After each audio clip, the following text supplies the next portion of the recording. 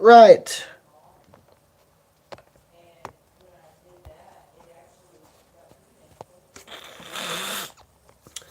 I can't speak today. Railroad Preserver 2000 here, back again, doing another stream here, and today I'm going to be editing more of my photos. These are some of the ones I got from yesterday while I was out driving. And the driving actually went pretty well. I ended up driving for 108 miles. So, the farthest I've ever driven. So, that was good. Oh, just a random penny. What's the year, boys? 1986. I've got a Chernobyl, as I call it. Get on my 1 cent and eat it.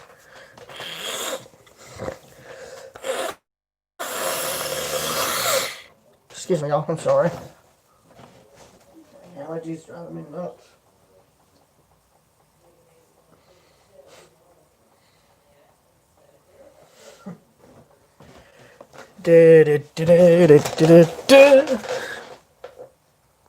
Modern Revolution. Andrew Trains, Red Creator. Master Richmond, what's up? Commenter, what's up?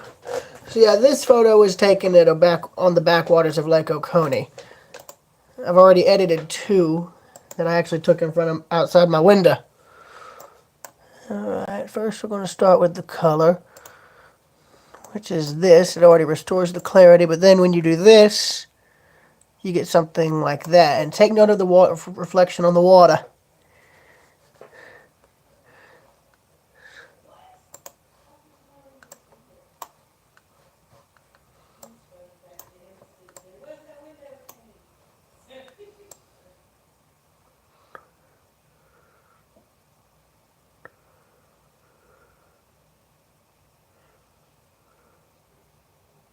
Sorry if I'm not going to be talking as much or reading the chat, but I do have to concentrate while I do this. Sometimes I might like something when I do edit these, and then there's other times where I wish I hadn't have done it. Let's see. Oh, that leaves an outline that you can see around the trees. You see it? Right there where I'm running my mouse, that's like an outline when you change the highlight down. You get it to about 30. That around 46, that around there. Clarity there. Bring that to about there. Bring that back up. Bring that all of the way.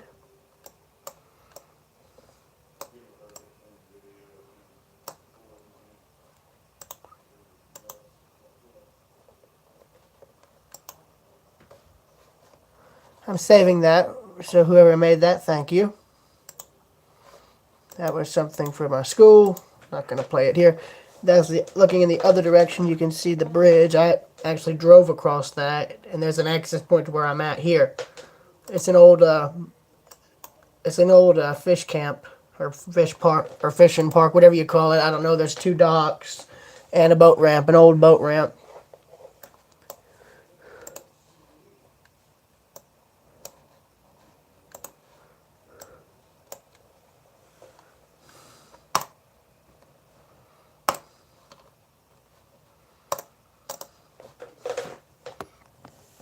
Thank you, thank you, Richmond, E2S2.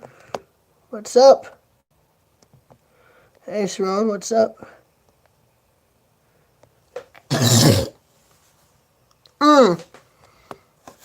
Richmond, if you actually begin making your own music and need stuff for like album covers, just let me know. I don't mind letting you borrow some of my photos.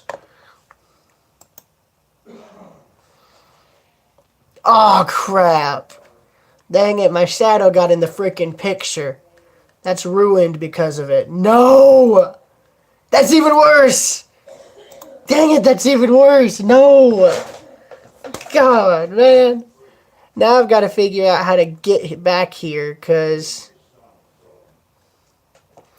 this is the boat ramp, but it almost looks like a road that just goes off into the water. I mean, that's basically what a boat ramp is, but I like it. Kind of has an allure about it.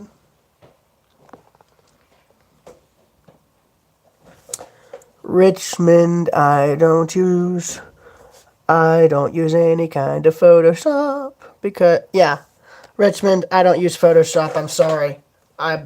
In Richmond, I'm gonna be blunt. The only time I used Photoshop was in high school, and frankly, I don't have it on this computer. And if I did, I'm pretty sure I would ruin this completely. In other words, I would probably ruin it, and it'd be really bad.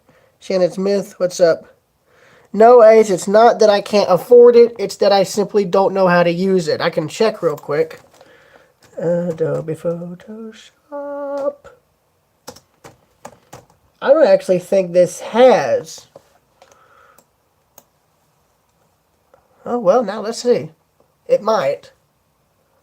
I don't know if Adobe Photoshop is automatically installed on these things. Let's see.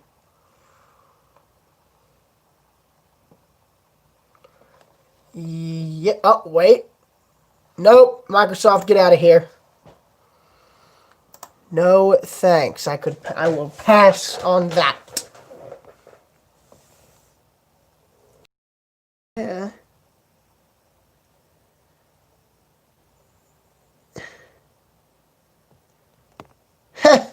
Let's just see what I can do. That was a test. This was just more of an experiment in symmetry. This is at an old general store that we stopped at while I was out driving. And I wanted to do a sort of symmetry experiment by to line the pole up center with the door. As you can see, I didn't exactly make the mark. That actually, by the way, that's a very old door. Oh.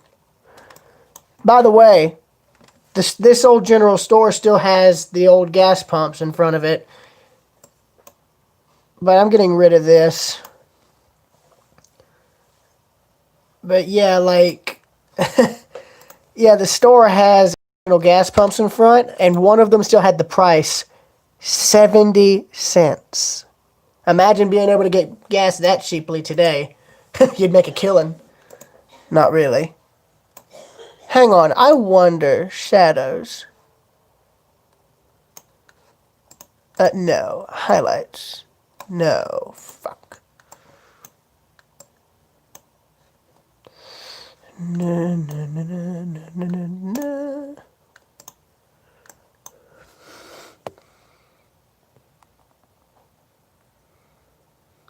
Oh dear.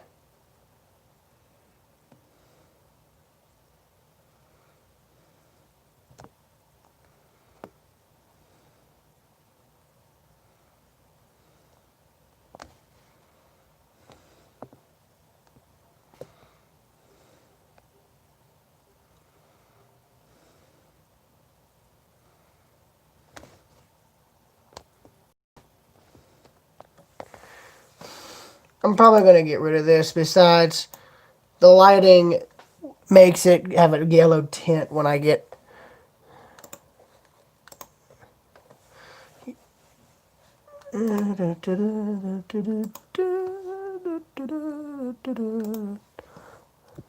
It's a stretch, but I think I could crop this out right about there.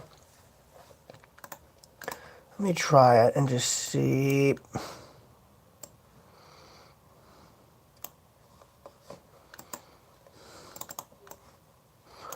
Yeah, no, that ain't gonna work.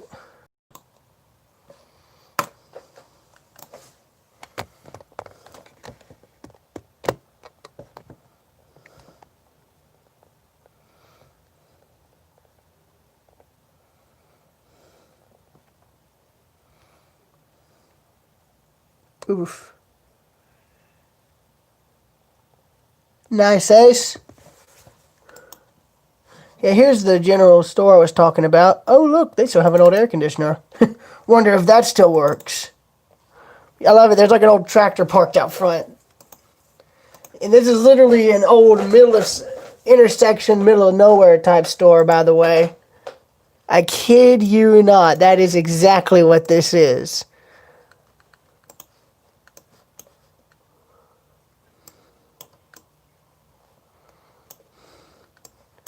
But now, this store is getting deep fried.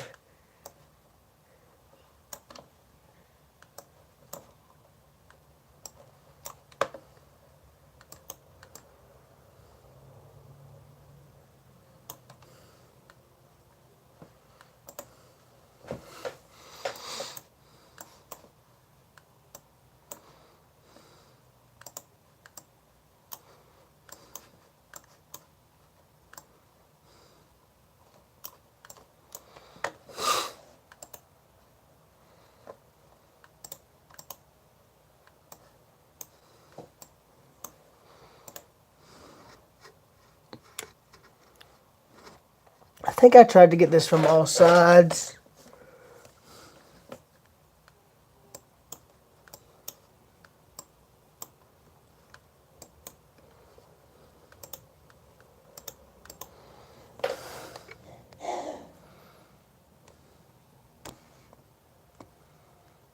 I've actually done that, Richmond, where I've made it, some of these photos black and white. I've made that a habit when it comes to stuff like this. You'll see me do it later, but I will do this here.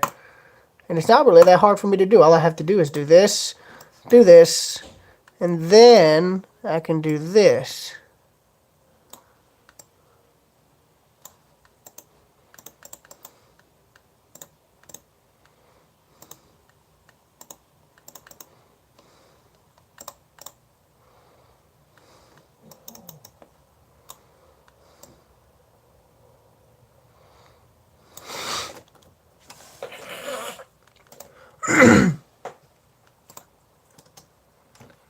What I do is put the abbreviation B and W to let me know which is black and white.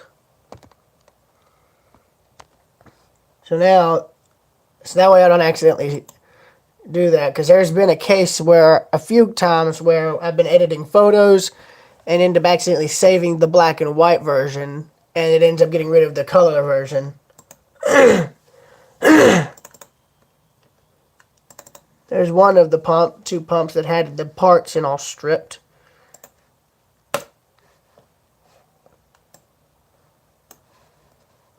Problem is, a lot of these photos I can't think of titles for, and there's now close to 1,000 different prints that I've made, and 1,000 different photos I've taken.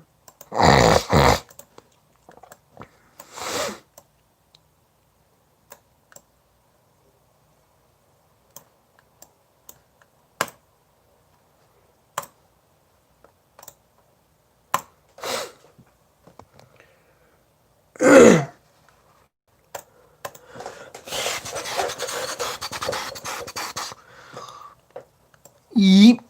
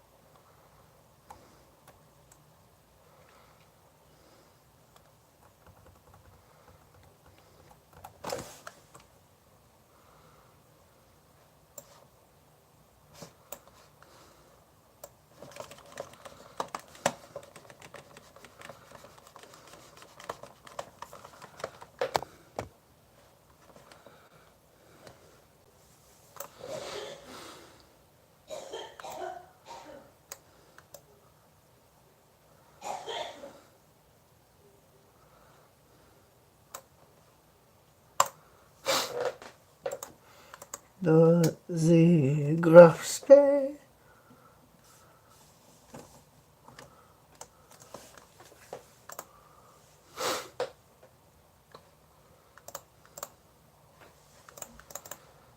Unleaded 89, and there's the price right there, 70 cents.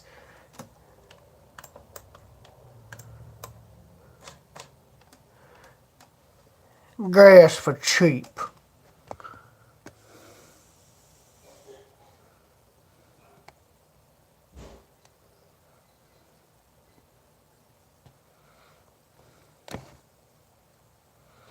Shannon. The reason I picked Railroad Preserver 2000 as my name, well, if you look at it going forwards or backwards, 2000 refers to the year I was born. Preserver refers to my interest in history or anything and everything vintage, including this. This is including all of this. The railroad refers to my interest in transportation, vehicles mainly, Anything that moves, anything that's old that moves, basically. And I just realized, I hope this is just a duplicate. Let me see. Okay, there we go. That might be a better. Dang it, I couldn't see due to the glare, so I don't, now I did, oh, this makes me mad. I think I took another photo, I think. No, I didn't. Great. Only one I have of this gas pump, and it's actually botched. Yay.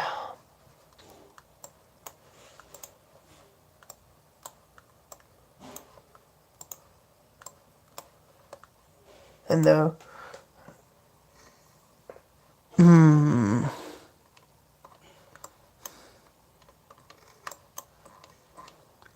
my hand must have been shaking because, well,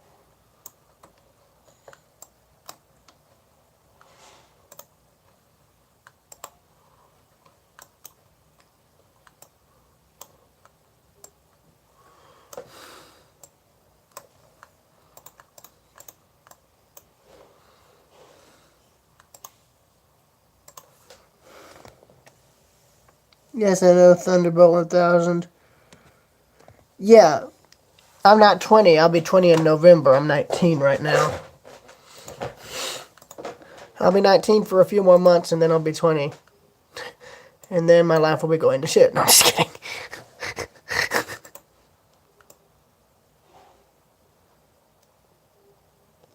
Why don't I just make it look like something out of a nuclear war or something?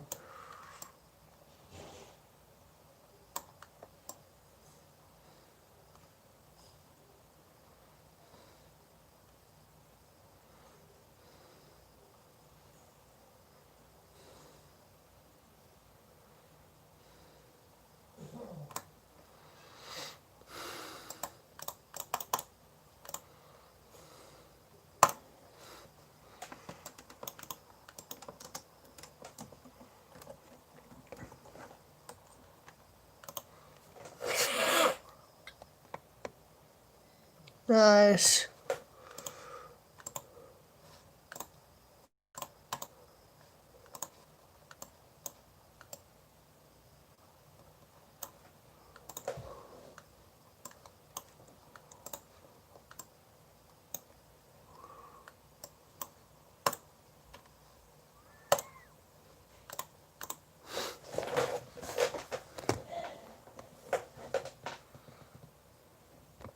Oh Lord, absolutely with 2020. It's like 2020, the year the world went to hell. Nah, 2020 is the beginning of an absolute living hell because between a viral outbreak, a recession, and global protests, and then just political madness, well, there you go, boys. REM intensifies.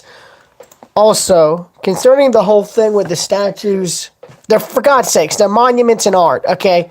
I know we lost. I know we lost the war. But you don't see me complaining, and I've lived in Georgia all my life. I'm not racist, nor do I have anything against anybody of any race or religion or anything like that.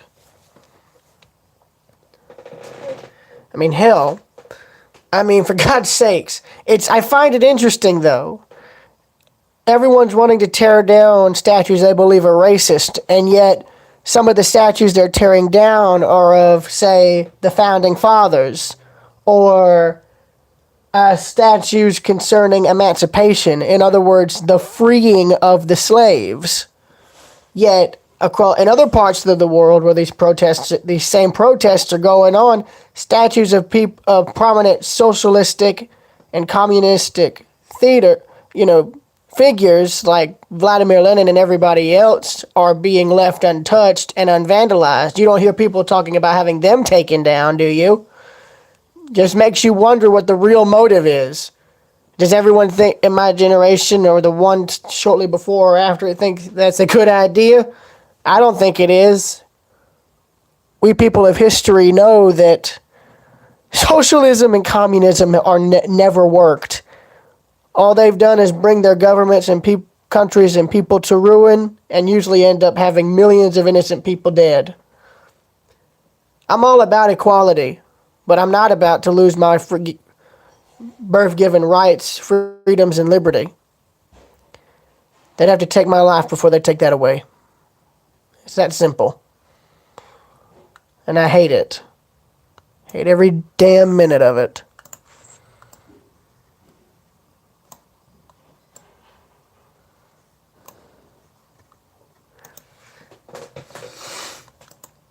I hate to tell you all this, but it's only going to get worse. 2020 is just the beginning. Usually after that, after stuff like this starts, it all just goes downhill from here. Also, if you guys have been noticing, or I've been taking a lot more photos of just general dirt roads recently. The reason is for this. I like roads that are picturesque.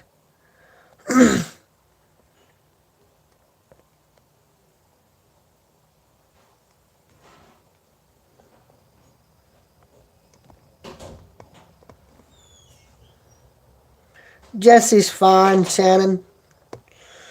Yeah, Richmond, it's just like... Oh, it makes me mad. We're going to see another civil war. Everyone talks about, oh, the next civil war we have is going to be over this or that. We're already seeing it. And if you think about it, I mean, to be fair, though, this sort of stuff, whatever they call it, what is it, like a progressive narrative or something? This is apparently has been going on since the 60s or something. So, and you know who to thank for that, right? Our own country's education system. Our schools, our colleges, and all that. Universities. You can thank places like that for it. Because usually those who are teaching are only teaching one side. I mean, that's the thing. If you're going to teach stuff to another generation, teach the actual history, not stuff you spin off or try to manipulate. You might find you'll get better people that way. Teaching a Web of Lies version ain't going to help. If anything, it'll just make the whole problem worse. And the fact is simply this. We're seeing the results of that now. And I mean, the facts are simply this. History is history. It doesn't matter what you do to try and erase it, try to change it, or try to rewrite it. History is history. It'll always be there, no matter what you do to try and oppress or suppress or erase it. I mean, you can tear down all the monuments you want. You can rewrite all the books you want or teach how much of it you want to teach differently. At the end of the day, it's still there. The original story is still going to be there in some form or another. And I mean, to be fair, all these people who are trying to like erase history, the history we already have, are basically going to be the ones who are doomed to repeat it. Because, I'm sorry, y'all, to the people who are doing this, I'm sorry, but all history is going to have grit. All history is going to have death. All history is going to have destruction. You see it in every recorded event. And trying to say it wasn't like that is kind of like, and this is an example, it'd kind of be like taking the horrors out of like the Holocaust, or simply saying that sort of thing didn't happen, yet there's plenty of evidence, survivors and remnants to prove that it did happen. And unfortunately, it did happen. That's history. And if we try and if we try and erase that, then we're going to be doomed to repeat it. It's that simple. And frankly, I say keep it. It doesn't matter if it's good or if it was bad or if it was downright ugly or horrible. The fact is simply this. We learn from it because of how horrible it was and because of how devastating it was. If we erase that history, we will be doomed to repeat the very things that made it. There'll be another quote-unquote civil war, all right. But it ain't going to be because of slavery. Sure as hell ain't going to probably just be for political reasons either. It's going to probably be, if I had to guess, over freedom or socialism. The victor will determine the outcome. And the scholars of that point will be the ones to write the ending. If you think about it. However they spin it off to read.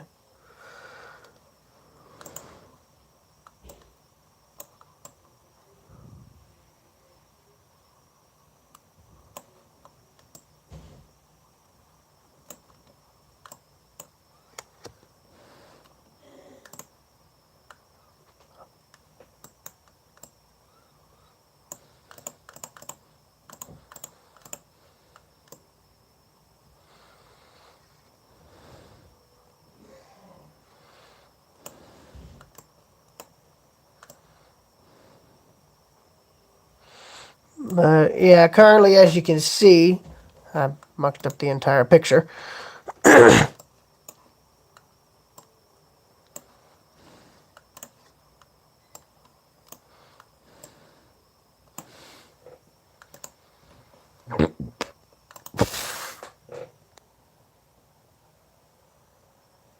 Fat SW, what's up?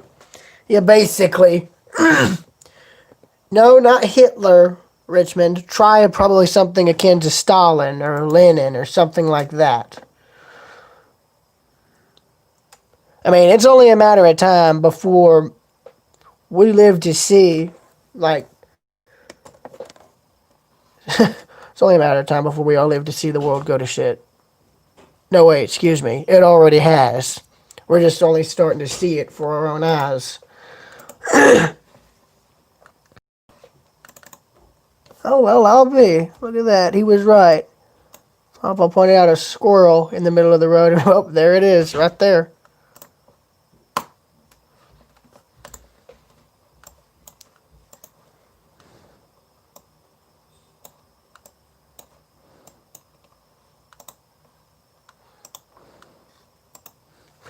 But, yeah.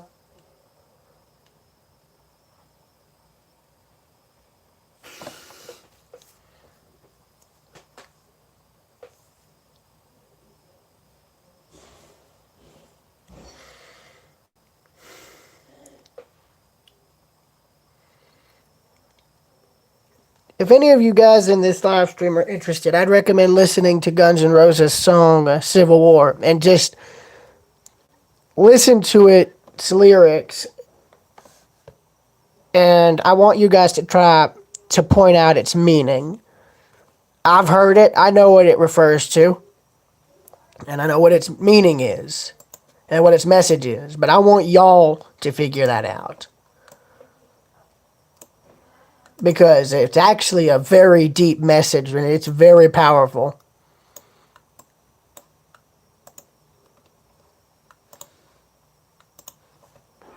And I feel that it's relatable even now with everything that's going on.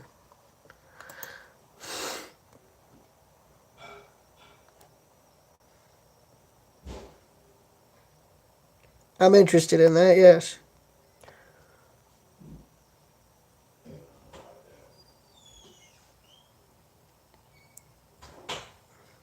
Shannon, what do you mean? I mean, CSX pretty much runs through Hull here on the Abbeville sub.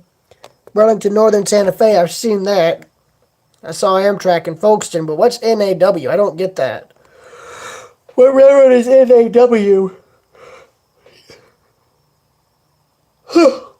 Are you trying... Was that one supposed to be Norfolk Southern?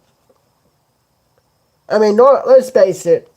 Union Pacific and Norfolk Southern are the big FOMA railroads right now, considering they have all the heritage units and such.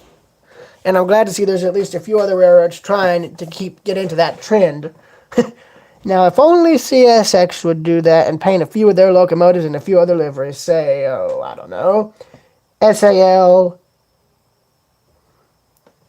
SCL, Family Lines, Seaboard System, Western Maryland, Georgia Railroad, Clinchfield, Seaboard System, everything else. Western Maryland, B&O, CNO, Chessie System. You name it, it'd be nice to see it.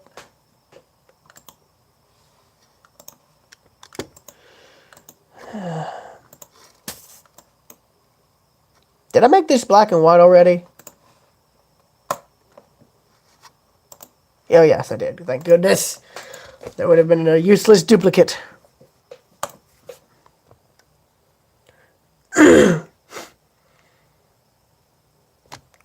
Oh.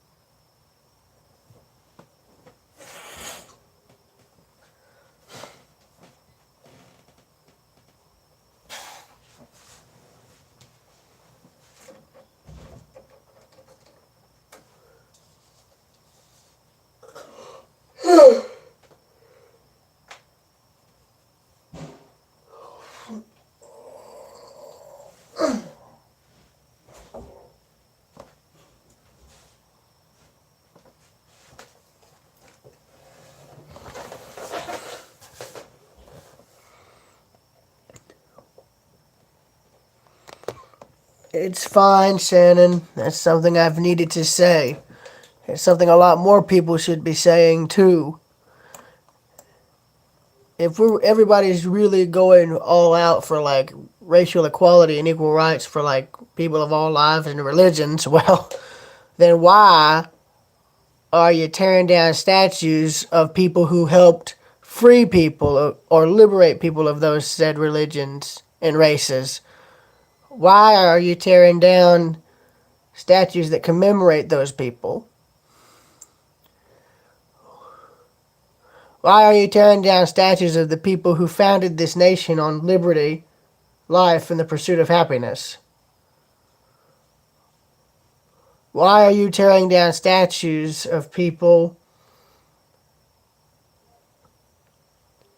who freed slaves?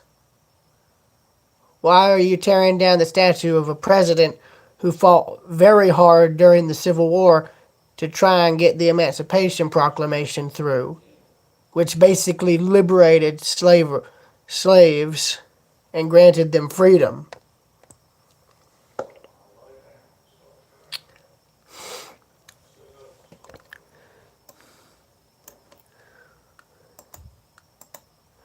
But more importantly, why are y'all leaving the statues of people who go against all of that, not only just still standing, but unvandalized and untouched?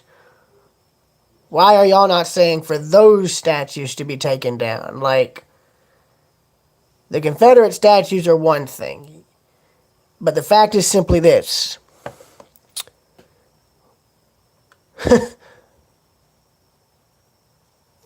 We know we lost that war. And yes, it was wrong, but if you actually dig a bit deeper into history, you'll find that a few of these generals, like Robert E. Lee, I think he had, from what I remember reading, he freed his slaves long before the war happened. Not only that, he actually even taught them to read and write. But I mean, if you dig even deeper than that, right to the roots of the whole thing, all the freaking, I mean, if you dig even deeper into history, the people who are really to blame for the whole slavery thing are the very people who, sold those people over from Africa, The people who were slaves were sold by their own people, basically. Way back when.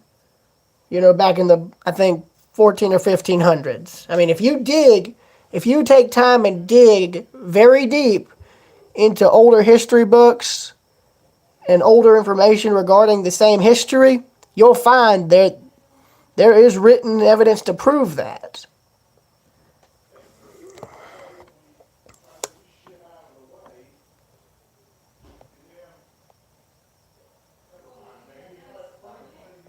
Bub Joe, what's up? But, if you think about it, it's simply this.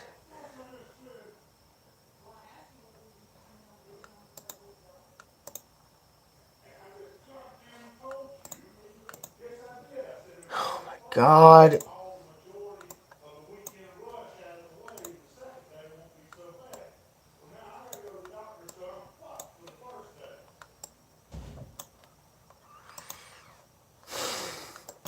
But yeah, basically it's simply this. If everybody who's protesting and calling for these statues to be taken down are doing all that, then my question is, why are they leaving the ones that honor people who go against such things as, life, liberty, the pursuit of happiness, freedom for all races, religions, and peoples? Why are you leaving statues that honor those people up, huh? Why are you leaving statues of, say, Joseph Stalin or Vladimir Lenin? Why are you leaving all of them up? They didn't free anybody. They killed everybody. Hell, Joseph Stalin, during his reign, he killed 53 million people. Hitler killed 6 million people.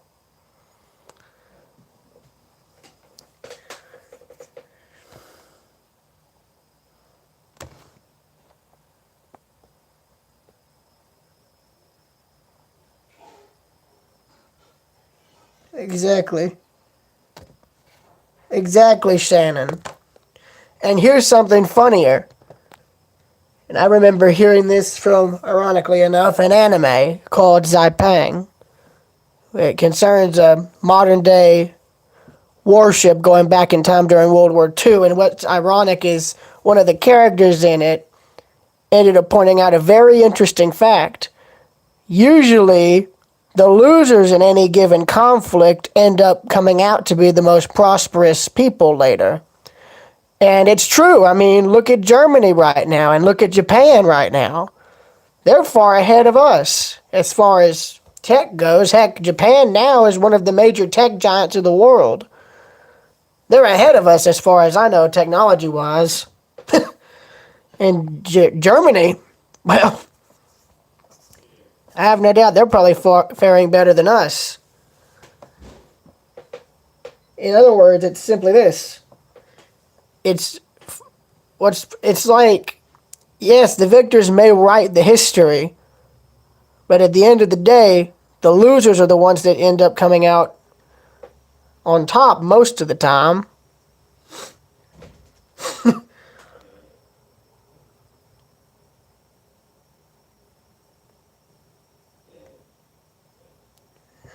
Amen, Shannon. Yes. Wait, Ace, what do you mean Carnival Fantasy's gonna get scrapped? What do you mean by that? Is it just at the end of its working life, or are they just not gonna use it due to the tourist crash right now?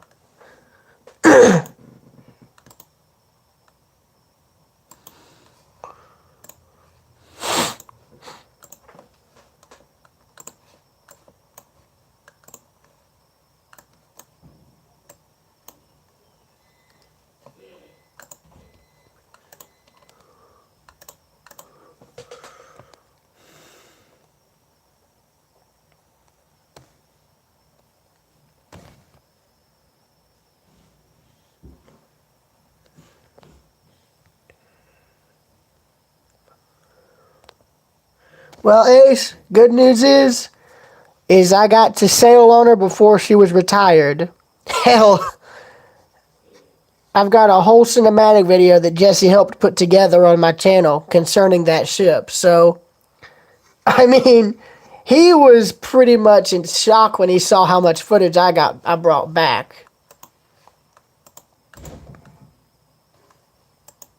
Wait a minute, didn't I already edit this?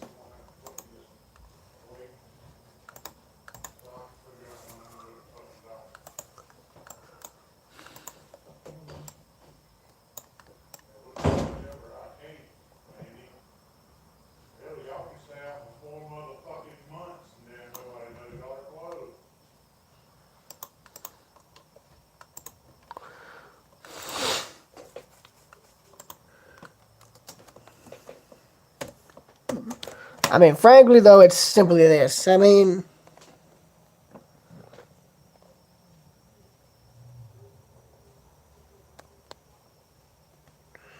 well, I'm glad I recorded all 3 ships, Legend, Elation, and Fantasy. It's a case of where record it now, otherwise it'll be gone later. Now, here's this. This is an old house here. This is just one of many locations I went to while driving, okay? I mean, I tried to hit as much as I could. Yes, see, it's a win-win. But, I mean, yeah, I mean, y'all are right. Those who teach our children, us, when we first go into school until we graduate, you're all right. They teach what, in a way they teach, or a sense they teach, what they want to teach. And I get that. They're only doing their job. And really, it isn't exactly up to them. It's up to the school system, the Board of Education and something, or related agencies. They're the ones who, I think, decide what's taught.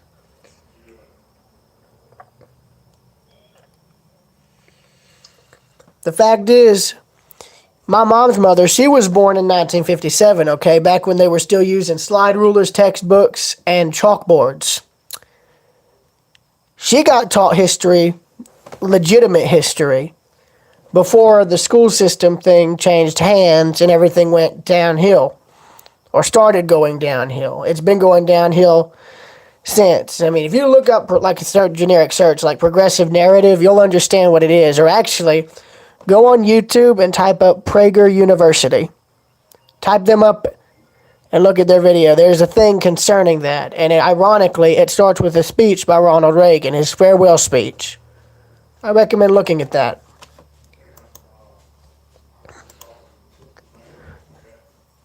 I believe you'll find it to be useful. Now here's something interesting. Here, I took this because this is actually the siding of the house. You can see through it into the hole in the roof. I liked that. I normally try to get the whole house in the shot. I was going to get rid of this picture, and besides, you can see dust on the lens. By the way, all of this, if I zoom in, that's yarn. That's all yarn right there. Yarn spools. Probably paper there. So clearly, the family that used to live in this house must have abandoned it in, as far as a living dwelling, and then used it for storage.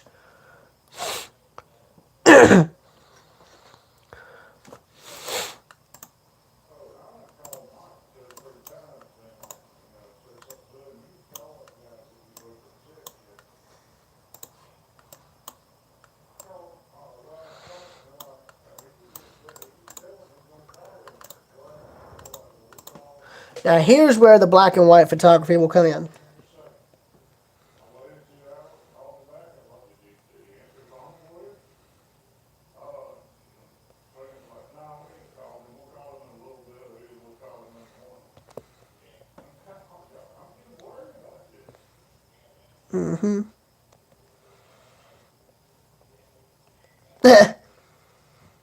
Modern Renaissance, very funny. You can't use this house. It's no longer livable. If you moved a few things, then I'm sure this whole wall would come down.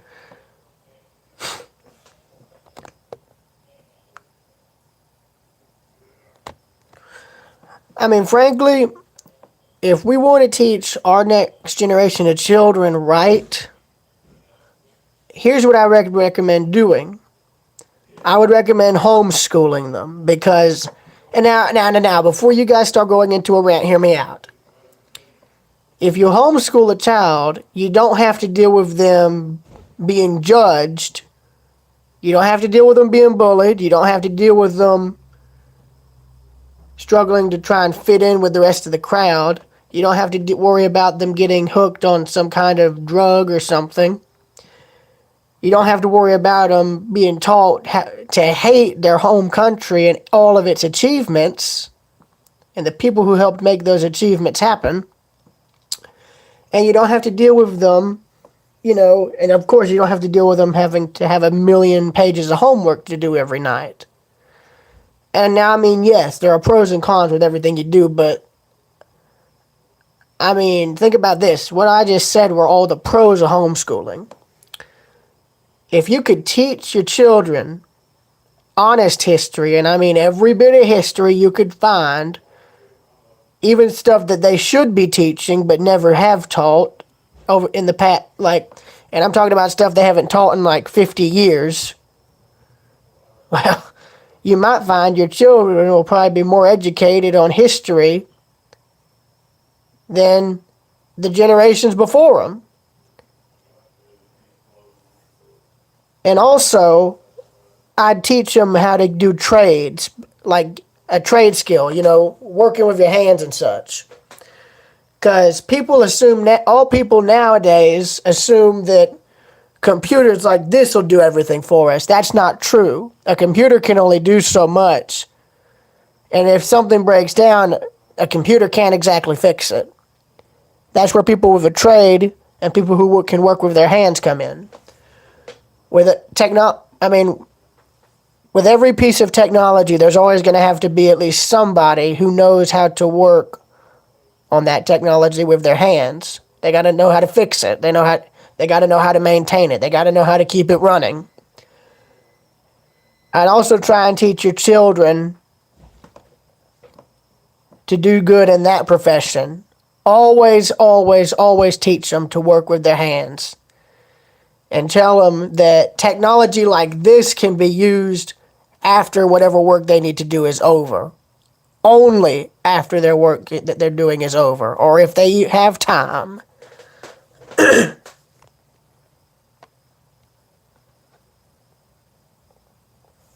No, the house isn't for sale. I know about CSX 888. And Shannon, I'm 19, Shannon. I'm almost 20, and I'm only just gaining my confidence in driving now. And hell, let me show you something. Look here. Athens Technical College. North Georgia Technical College. Keyword, technical. Concerns trade skills. Take note here. Photography. This is what I want to do, and this is what I want to get improved on. Oh, speaking of Prager University, they just uploaded something now. But no, what I'm wanting to do is I'm hoping when I get better at driving, I'm wanting to apply to both of these colleges, North Georgia and Athens. Athens Tech because it's right in my backyard here. It's only maybe about 20, 30-minute drive from Danielsville to their campus in Athens. And I'm currently trying to figure out what the hell I want to do there, because with how it is right now, photography wouldn't exactly be a very viable career. With galleries and everything like that closed, I wouldn't be able to get my stuff displayed. Unless I move to some kind of online platform or something like that. But I'm trying to think of what I want to do here.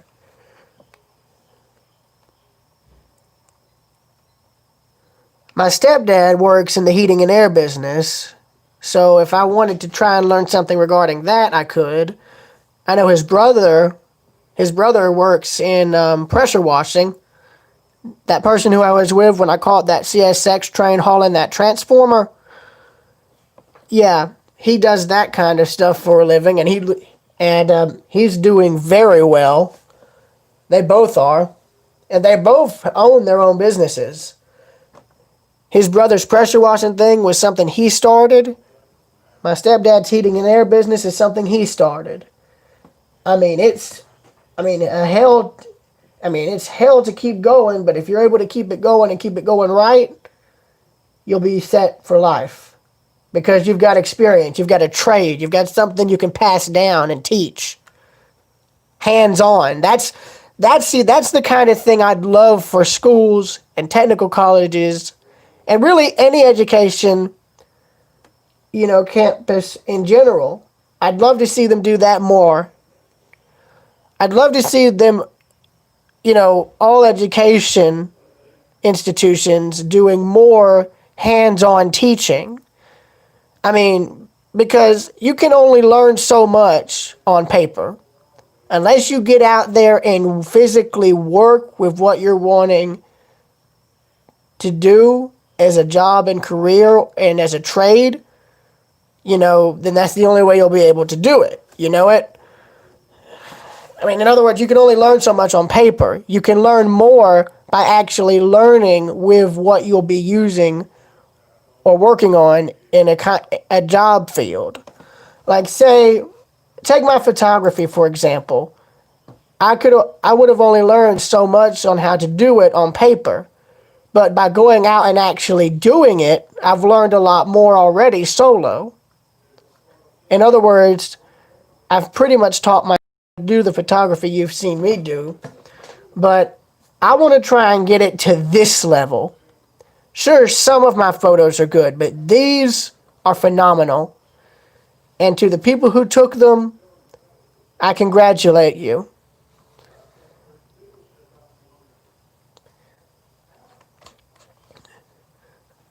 And the thing is simply this. I hope that more educational institutions gain more programs and courses and studies that involve more, teaching that revolves more around hands-on teaching than pen and paper teaching. Because, at the end of the day, if you only teach someone going into a trade skill or a job something on like pen and paper, then that's all they'll remember is how to do it on pen and paper. You can't fix, say, a computer or an air conditioner by pen and paper. You've got to actually have an actual, say, air conditioning unit or an actual computer in front of you. You got to know how to take it apart, what each part does, and you got to know how to put it all back together and get it working again. If they did more stuff like that, then you'd probably see a whole lot more people getting a whole lot more careers done successfully. And you'd probably see a lot more people working on hundreds of different trade skills and careers. Because right now, we need people who know how to fix computers like this, or to fix phones I'm streaming on, or cords and stuff I'm using to charge it with, or mice like this.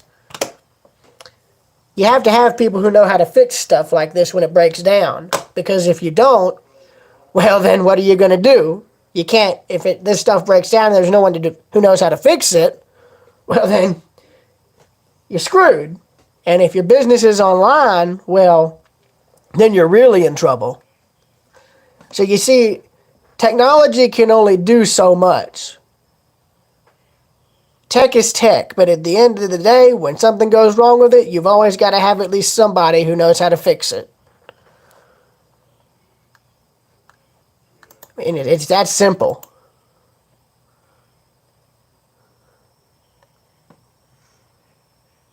By the way, that there is my stepdad's brother, the one with the camera. Now then, let us continue with this photography, shall we?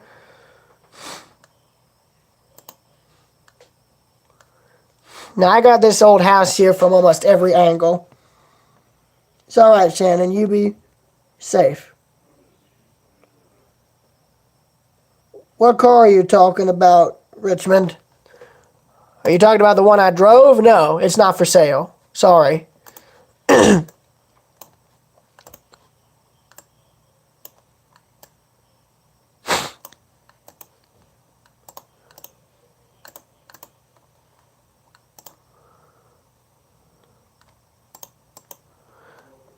I know North Georgia Tech has a photography contest or something along that line where you can submit 3 different pieces of work. And I hate it because I didn't know how to do it, and I ended up submitting millions of duplicates.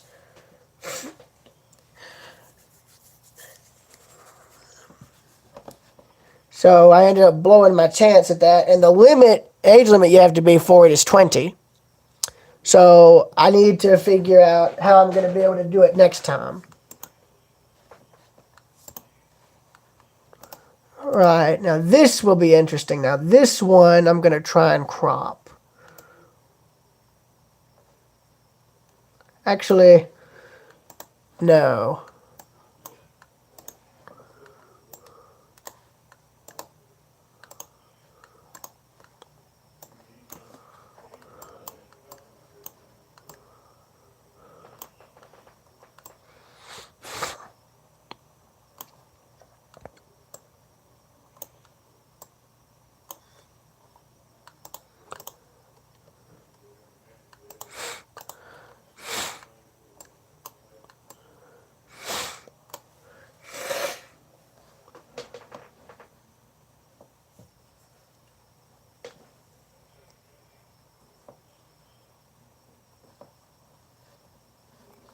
I wonder if integrity or something would fit this. Or ailing integrity or something. I'm trying to think of titles. If y'all could think of any for these, please let me know.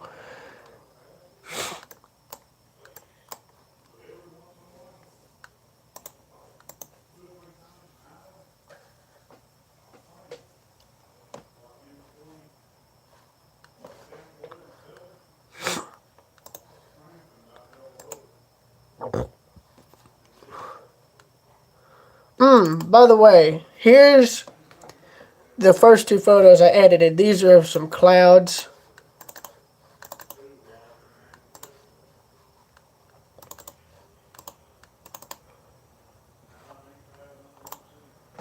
These were taken outside my bedroom window. I actually opened my bedroom window to take these pictures. Now take note of, now I edited them like this to get in this particular style because, oh, there's the osprey. Oh, well, osprey, everybody. Now, I edited them in this style because it reminds me of a painting. I mean, that's what I like about cloud cover. It always looks almost, it looks almost like somebody just took a gigantic paintbrush and just painted the sky. I mean, this next one will be a better example. I mean, look at that. It's almost like somebody, just took a paintbrush and just painted the sky in a way, or in a sense. And I personally love how that looks. And, I tried to edit it to sort of show that in a way. It's not, I know the editing is nowhere near any sort of professional level, but I liked it like that, and I liked how it looked.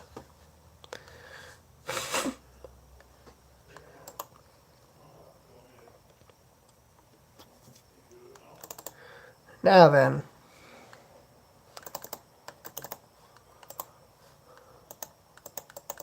What the...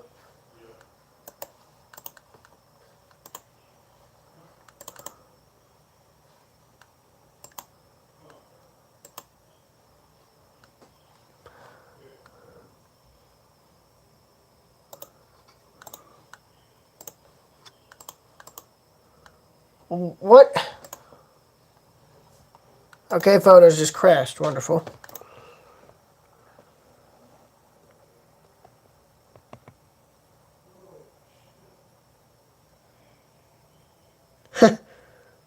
Thank you, Shannon.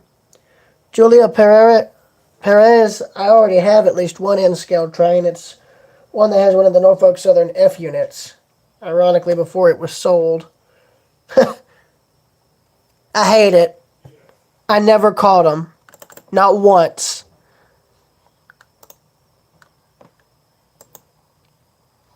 Oh, great. Did that thing Hell yes, it did. It ended up corrupting.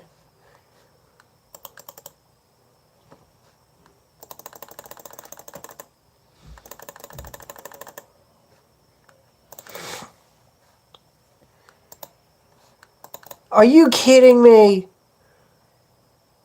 Oh, great. I can't undo that. Okay.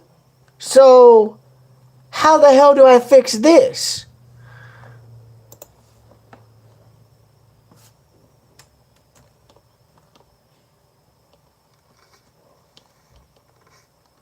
That literally just corrupted half of the damn photo. That's... Ooh, that makes me mad. That makes me really mad.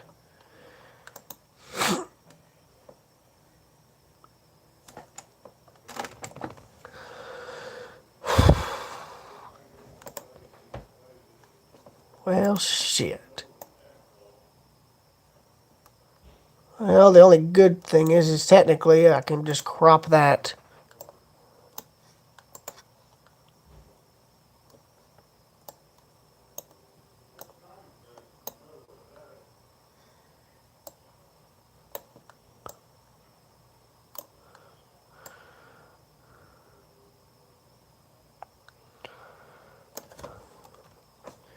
If you're wondering who inspired me to do the black and white photography, I'll give you 3 words.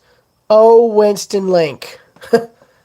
His work on his black and white photography from the Norfolk and Western and some of his other projects is what interested me and, got me interested in photography and really black and white photography. I've experimented with it with my second series of photos with engine 136, Hartwell 136, former RFP, Richmond, Fredericksburg, and Potomac. I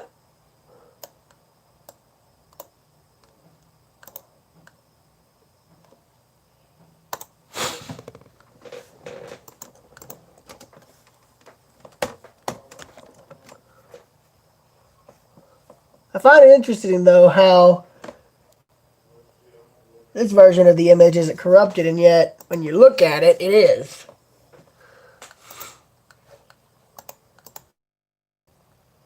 You see, there's just like this one chunk missing. I don't understand it. I don't know how to fix it, so I'm sorry. Oh, now here's something interesting. This one part of the house had all of these old surge boxes, and then all these old drawers lined up. That's interesting. Those are probably from the 70s, but you can see the siding is just ruined. I mean, keep in mind, this is a very old house. There is no, insulation.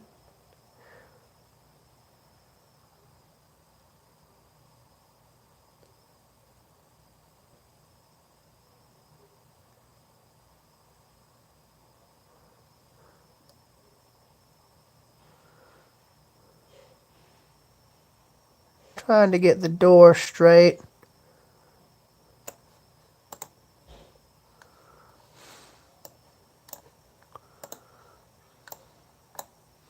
Oh, look at that. You can see there's hardly any paint.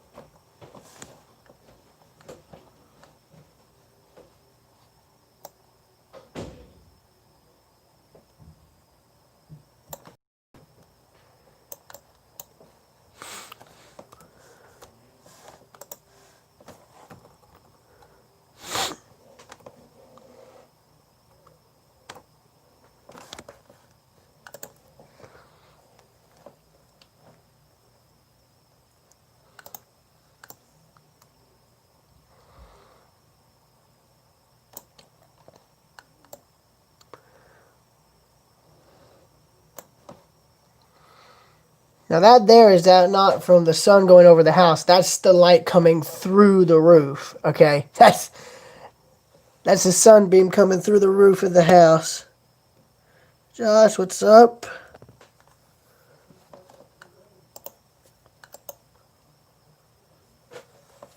Now these are where, now it's photos of old buildings or abandoned buildings and such that I get actually go and make it black and white.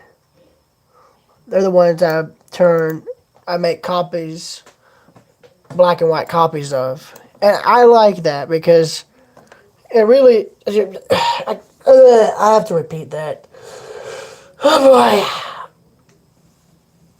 Remember, all of what you're hearing is unscripted, so if I repeat myself, I'm going to repeat myself. I'm sorry. I mean, basically, abandoned buildings, vintage buildings, or anything that's either old, vintage, or abandoned, or anything like that.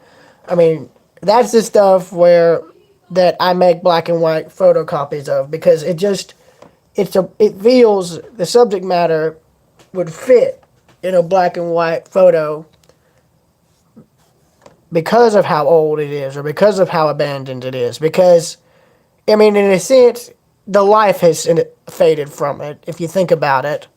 Like, this home once had life, in a sense, because it was lived in. Now it's abandoned.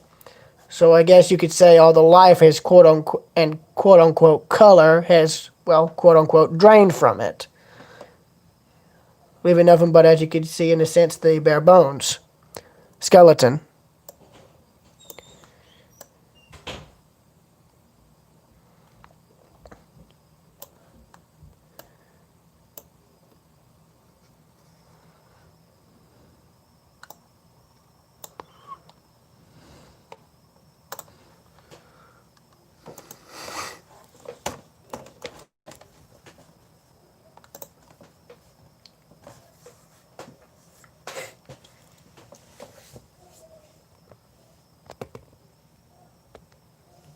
Oh, I thought you said it was frozen. I'm sorry. Yes, but I mean, the fact is, there's no real way to save the house. I mean, you can see through the siding. There's holes in the siding. There's probably God knows what living in it. I mean, I can tell you straight up, it's being eaten, completely destroyed by termites. So, I mean, if you think about it, there's not much you could save from the structure. I mean, plus, look at this. I mean, let's zoom in for a minute. Let's see what all we've got here. Let's see. You've got what looks to be a very old vacuum cleaner. Got an old tire. More yarn, more spools of yarn. Beer bottle. Boxes galore. Old windows, probably from the house itself. Got an old nightstand, probably from the 70s, judging by the wood paneling. Late 60s, early 70s. Got another dresser here. Another nightstand. That would have been the doorway. So this would have been one of the doorways leading in. Now, the reason you'd have doors on each end of the house, like this is going through one door frame in the back, and then you've got the other in the front, that was to help with temperature control throughout the house. Because keep in mind, this thing was built before heating and air was a thing, before insulation was a thing. So what you'd do is you'd have, like, say, a screen door on each end, and that would regulate airflow throughout the house. During the summer, if you wanted to cool the house down, you'd open the doors up. Or if you wanted to cool it off in the winter, well, same thing. Open the doors up. I mean, the house was built to where you could have airflow going through it, so that it would get to all the rooms. That's why you see the iconic shotgun design. I mean, and that is a phrase for a house where you can see all the way through the house, from the front door straight out the back. This is a sort of smaller version of that. You know, since the whole door frame isn't here, I'm going to have to crop it. And as you can see, I only photographed it from looking in from the door frames. I didn't enter the house, and I didn't have any intention to. I mean, because look at that. Look at that there. That's the ceiling. Not going to risk that, my friends.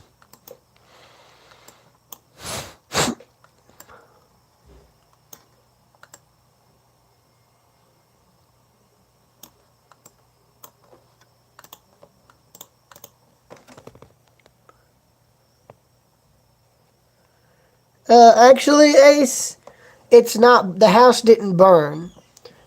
Actually, Ace, if you look at the house, there's no fire damage in it to speak of.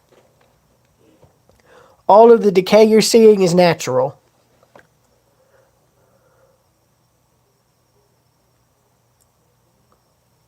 That's just from the elements.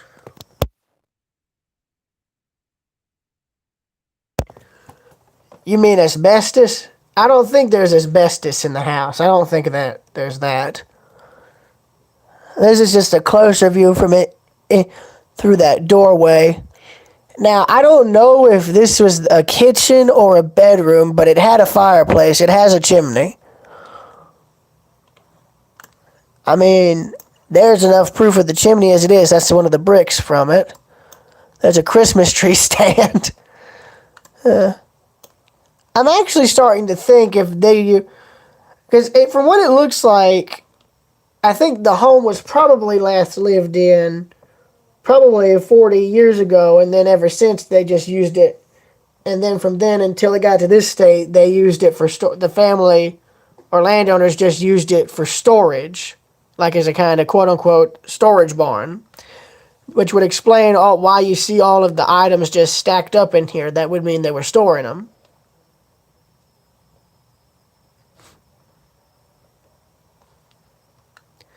Though, to be fair, if I could have gotten it, there was a way for me to have entered safely, which there wasn't, that would make for a very interesting picture, especially if you could get some kind of lighting set up in there to light these up.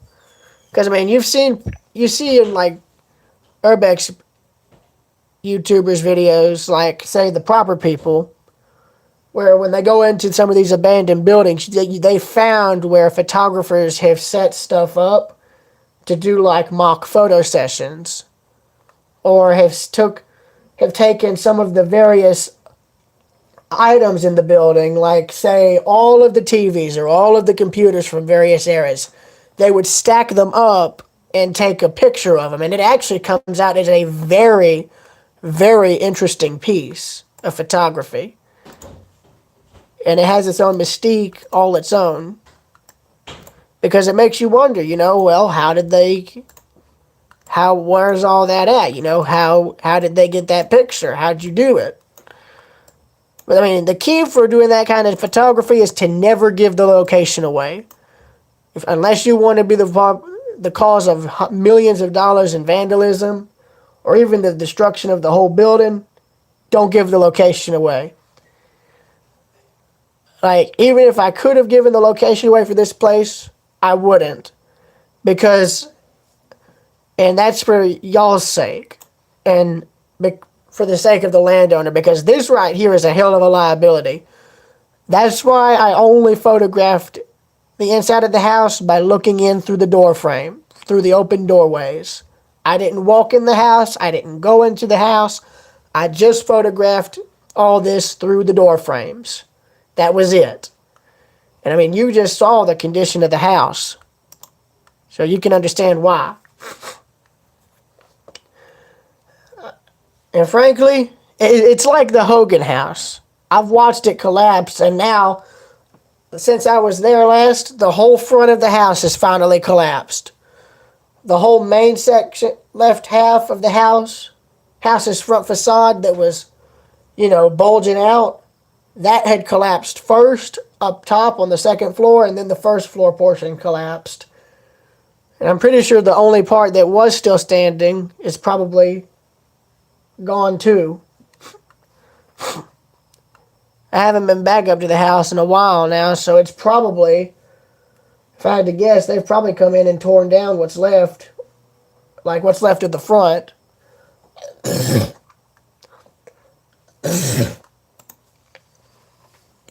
Now, there's another reason why I didn't go in. Look at the roof, all right? And then look at the back wall. That right there is the back wall of the house. So, yeah, that was probably the living room. Now, as you can see, well, that was probably not only the living room, but it looks almost like, at one point, Well, this makes me question if there was a whole nother portion to this house right here. Because if you look, well, now that I think about it, I don't think so. But still, you can see, like that there also tells you how old the house is. Those are stone foundations. Those aren't concrete. They're not modern concrete. That's a stone rock. That's a literal stone or literal rock that they used for the foundation blocks. And then you can see most of the bricks from the chimney there piled up. Or actually, I think they're stacked up. I don't know. You see bits of the wall there that have fallen. You can see the house had some sort of power going into it at one point. But yeah.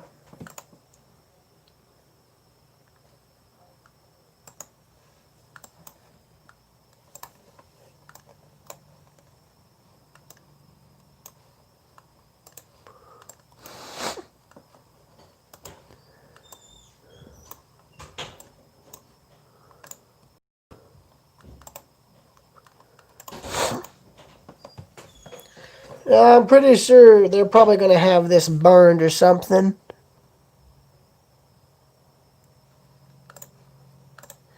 Now, this is one that would look good in black and white, okay?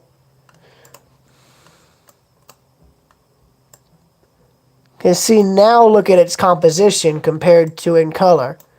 You can make this look a lot more different. Like, it's the same photo, yes, but when you edit it in black and white, you can make it look at like a whole different photo altogether.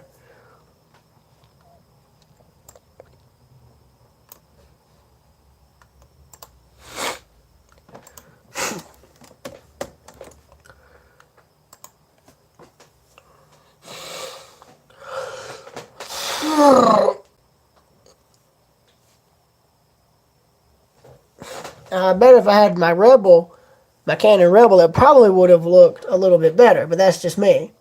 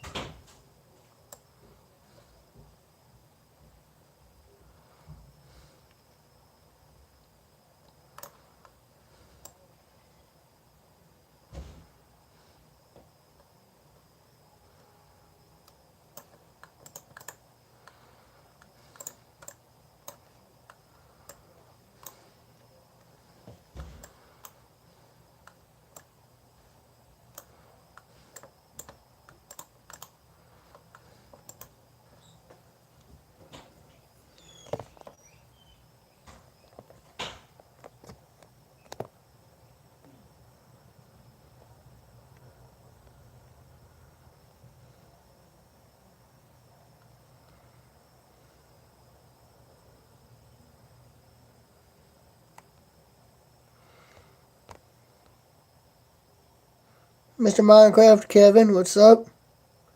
Thank you, Bubba Joe. Thank you, Bubba Joe.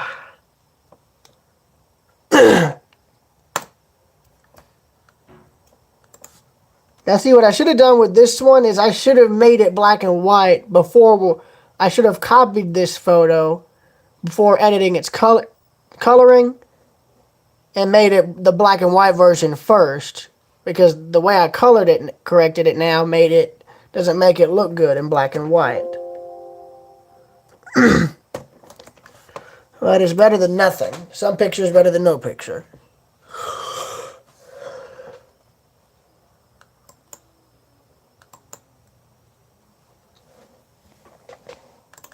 But you can see right there, there's a window pane, probably from the house.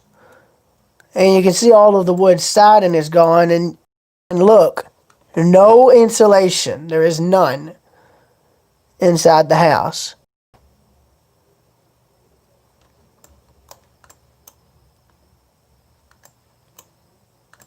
I mean, you see the construction right there for how the roof was built and then how the siding was built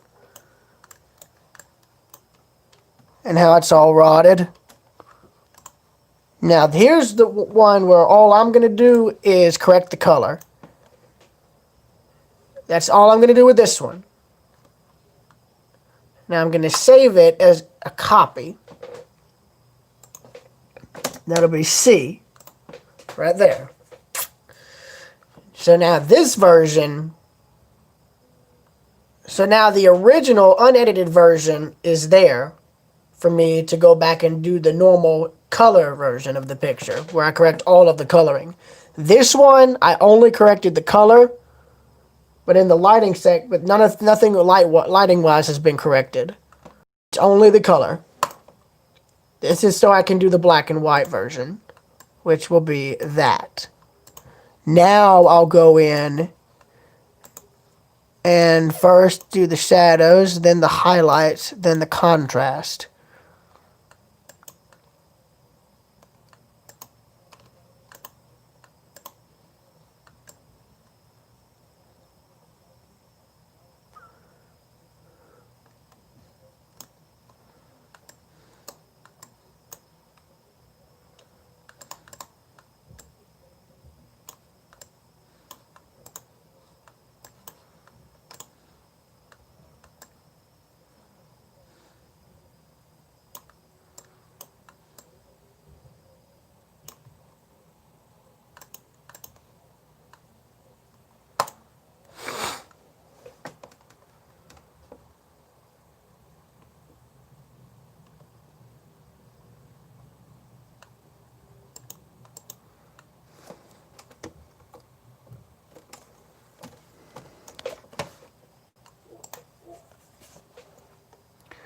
Just to make sure.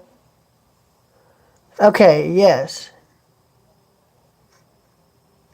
Now down there, there's, and as you can see, there's image 1278, the one I just edited, okay? That's the one that's this. So now that means I can get rid of this version and now work on this version for the color version. Don't have to worry about doing it in black and white unless I want to do another black and white version of the color version.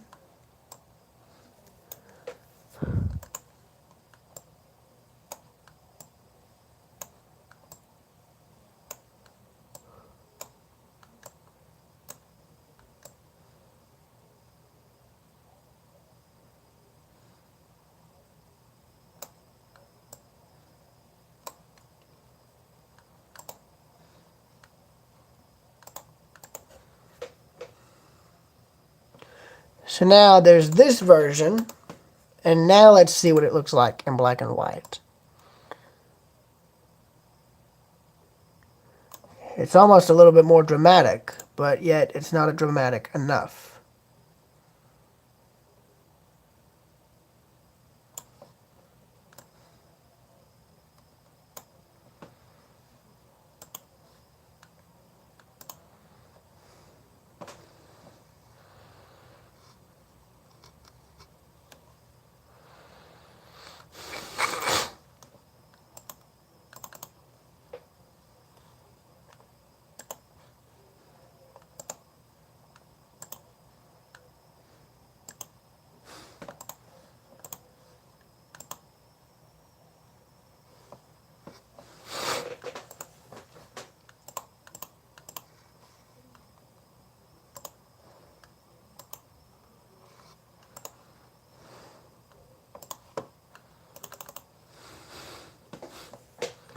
Now you can see there's all those photos there, and then I've got all these to edit next. And by the way, the ones I took of here at this covered bridge are going to be used in my newest video that I filmed. This is Elders Covered Bridge, and I'm going to be using these photos later.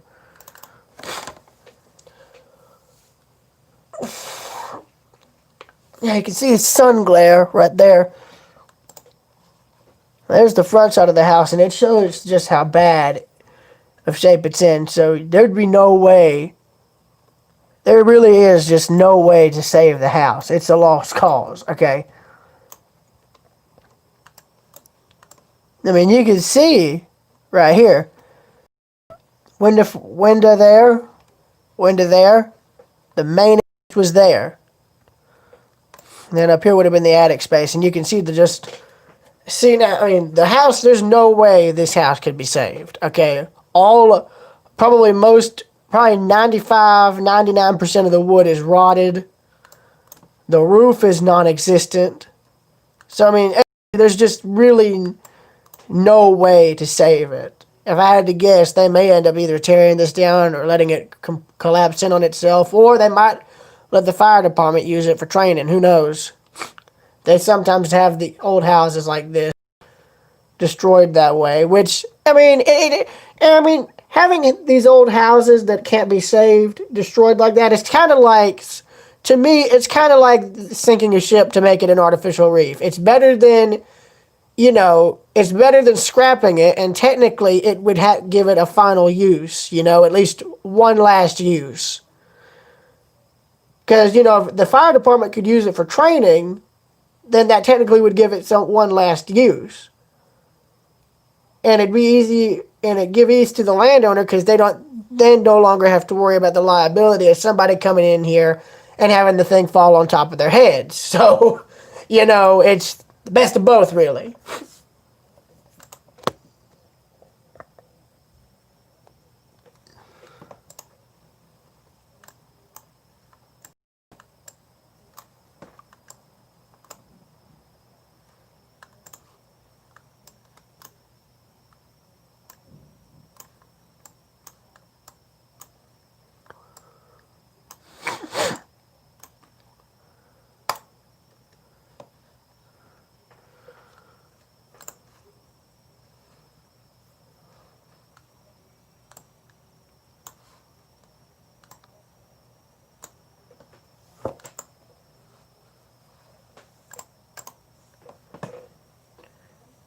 Now, as you can see, I just saved this version. The reason is because of the lighting. Watch.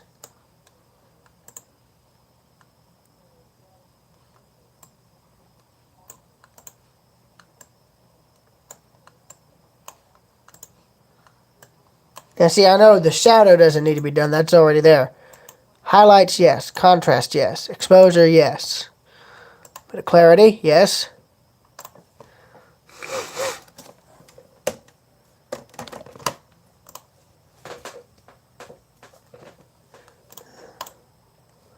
Now, there's the back side of the house. That's the window frame, and you can see how it's off kilter. And you can see part of the foundation beams have rotted. Now, right there is where it looks like they did some of the kind of maintenance on the house later on by putting a cinder block in for extra support. But other than that, the original foundation stones are still there. I mean, you can see them right there underneath the house. What I would like to do, though, later is, later on after it was torn down, is to go and see what may have been underneath, like what may have fallen, say, through the floor over the years. Like, I'm sure there was coins galore from multiple years that fell through the floor, behind the walls. You'd be surprised at what you can find in these old houses and under them. People have found old bottles from like the 1920s or 30s underneath some of these, sometimes older. They found coins that are from older eras and silverware. I mean, the list goes on and on as to what all you could find.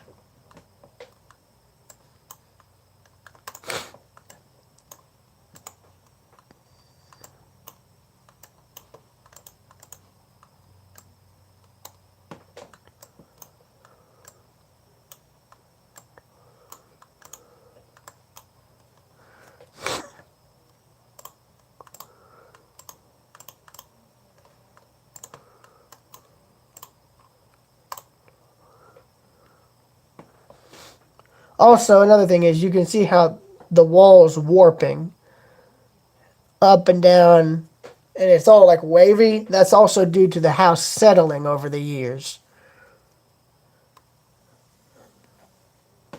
It's been there and settling into the ground over the past 100 or so years. And I mean, all buildings do it. There's evidence showing all buildings doing that.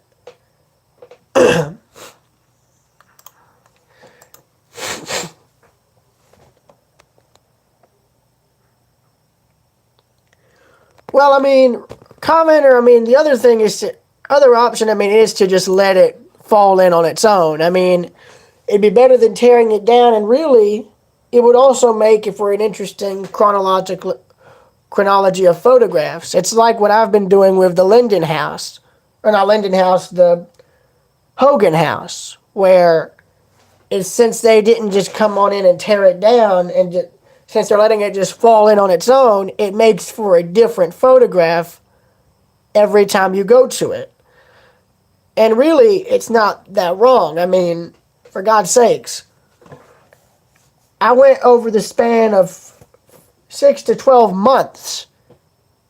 Sure, it was the same house, but the photos were different because the house was different each time.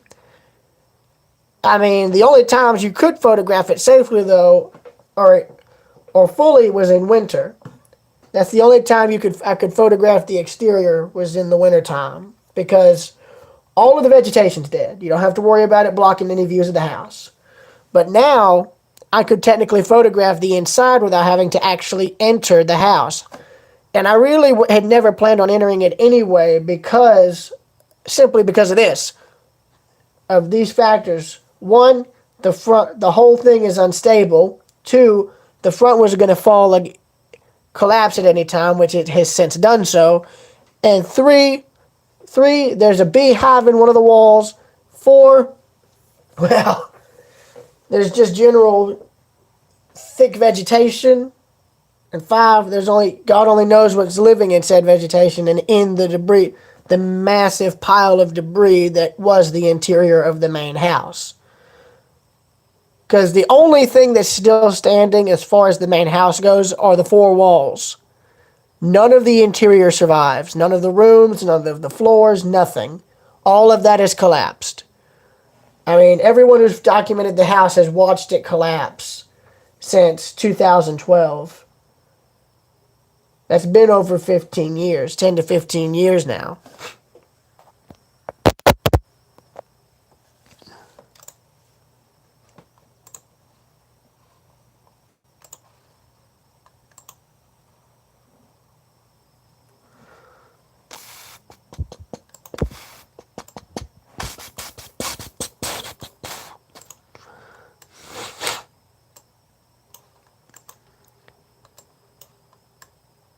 Now this is where the highlight is. Now only now can I use the highlight tool. And now the clarity as well. I can now do it like the clarity like that, and it'd be a much more it'd give the photo a more like sort of dramatic sort of stance if you think about it. But yeah, Series 5 is where there's more black and white photography. I started it in Series 2, mingled with it a bit in Series 3 and 4, and Series 5 is where you're singing and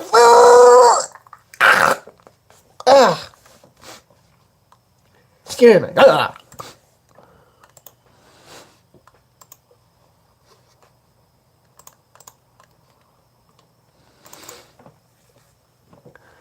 Now this was just at another angle.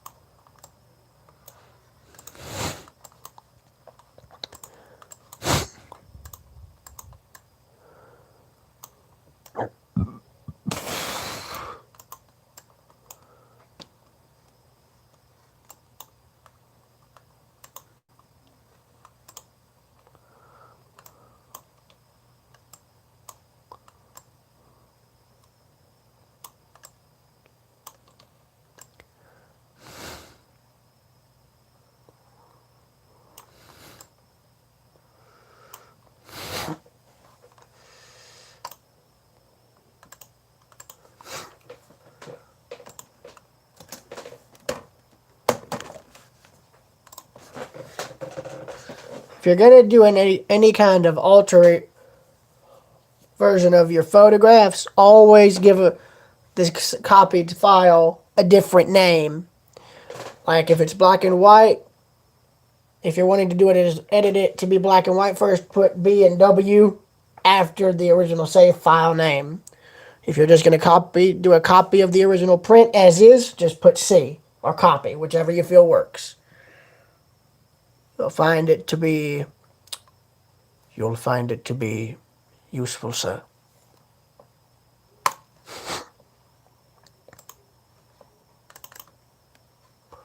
It's interesting how it goes from 32 photos closer to 40.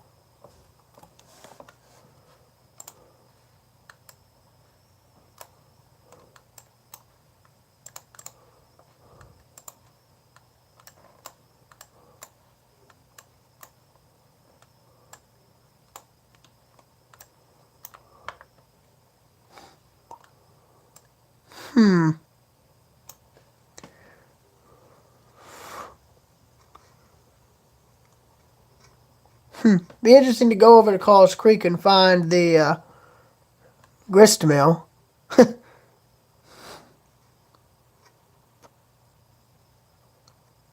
says nearby 1900 grist mill ceased operations. Question is, where is it? Now this isn't going to be made into black and white. I'm just editing this specific picture of the plaque.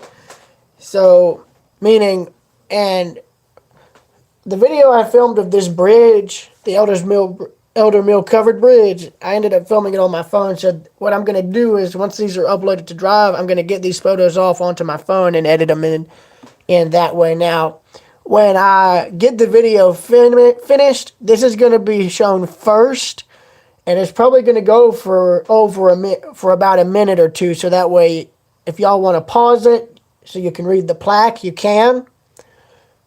So, yeah, don't get mad at me because you're going to be seeing a historic plaque for the next minute, okay? I'm sorry.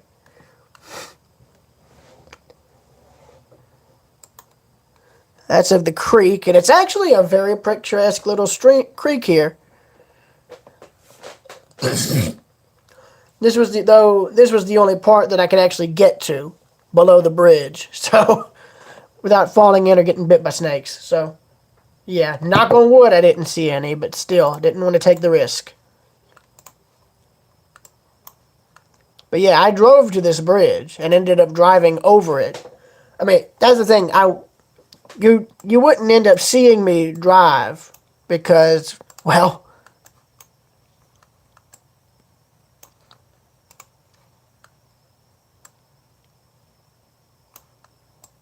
yeah.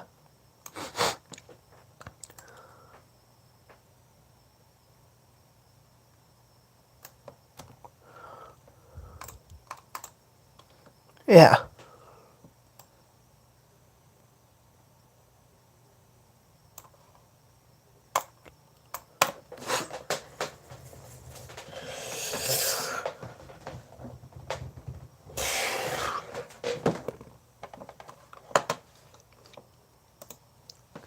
Now there's the inside of the bridge there. Also, take note of that right there.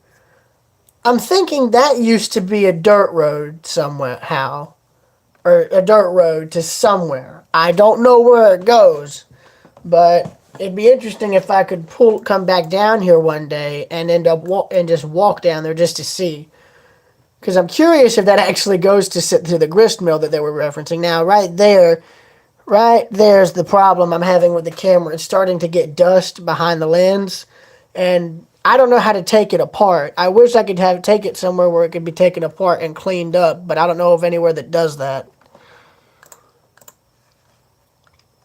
What I'm going to do is I'm going to crop that sign out.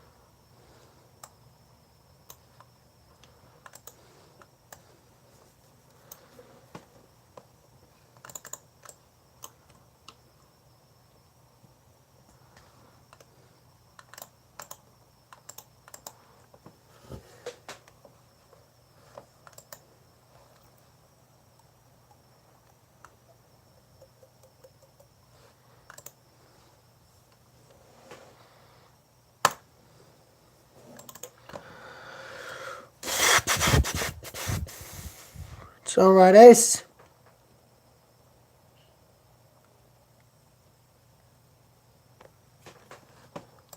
The people who dislike clearly have no taste in art or history. It's fine. Besides, some people just do it to be assholes. It's fine.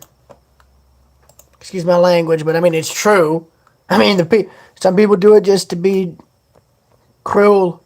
If you get my saying, my drift.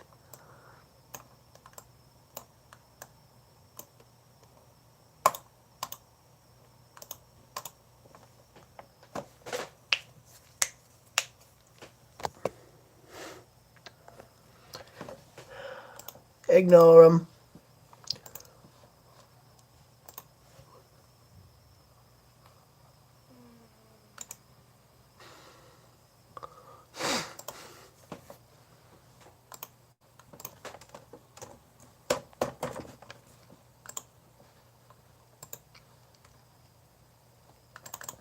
Now here's something interesting. This was a little somebody, I don't know who, but somebody made where they balanced rocks on top of each other. Now this interested me because I've never seen this. It's almost like a little little statue or something.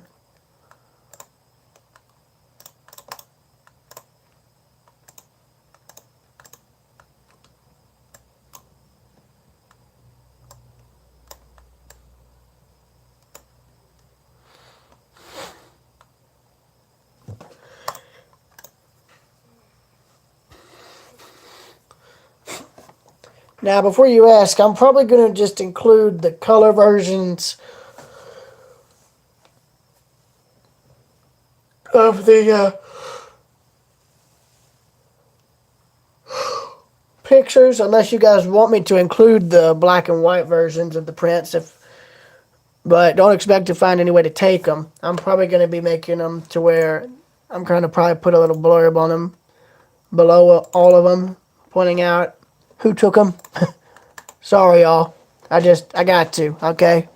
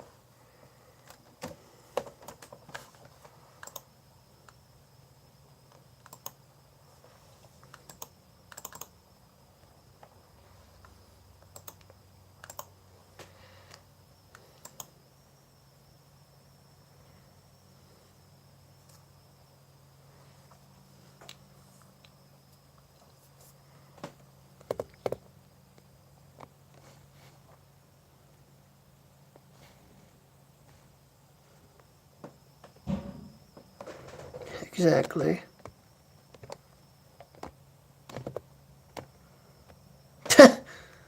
Wait, what do you mean by that?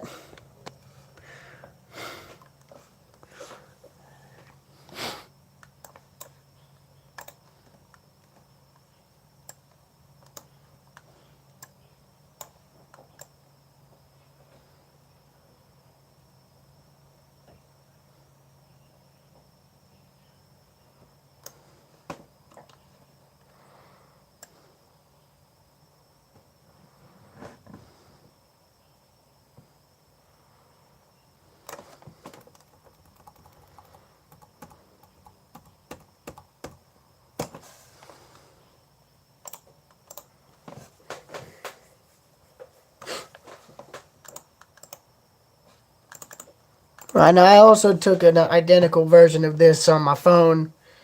So, yeah.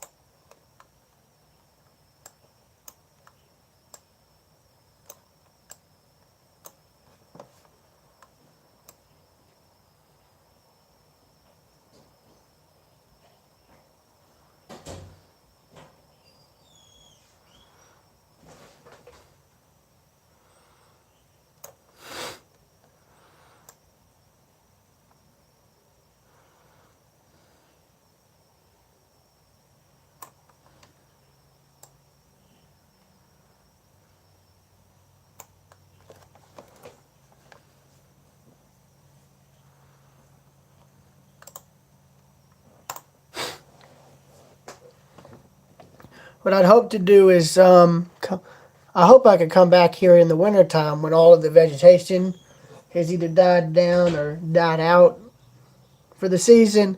because then more of the bridge would be exposed, and then I could also get better pictures of probably the entire structure full length.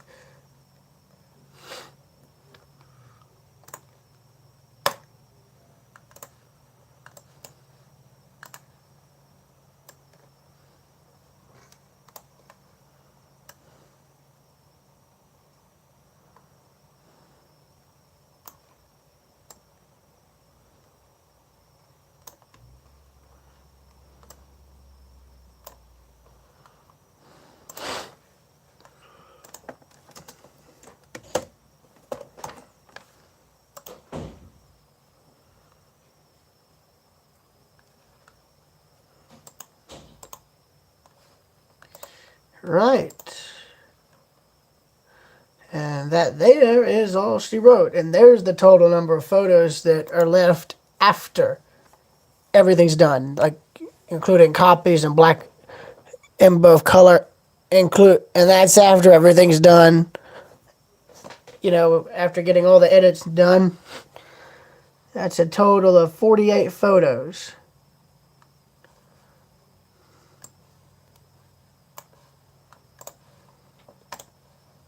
As you can see, though, there's a problem. I'm running out of storage space.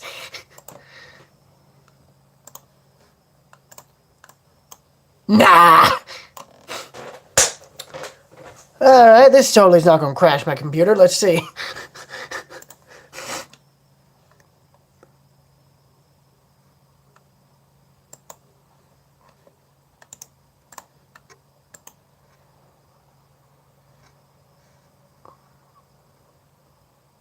Oh my god. Oh, bye.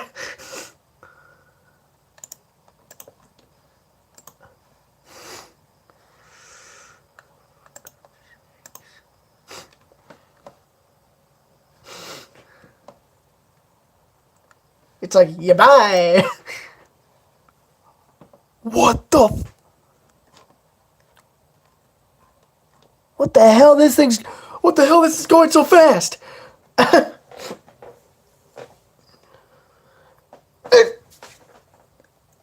Alright. Why is that one still bloody Ed? What the bloody hell? Why is that still on the fritz? Okay, that's making me mad. Why is...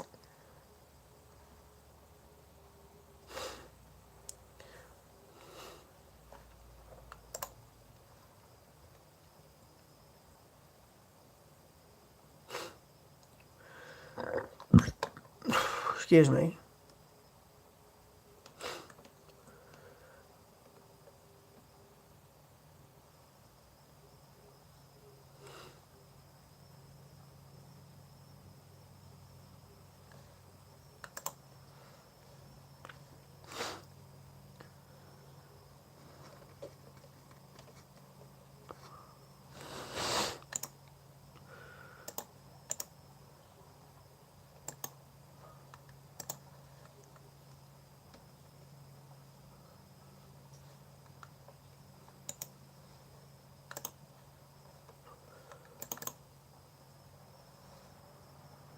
It's literally eating the photo. What the hell?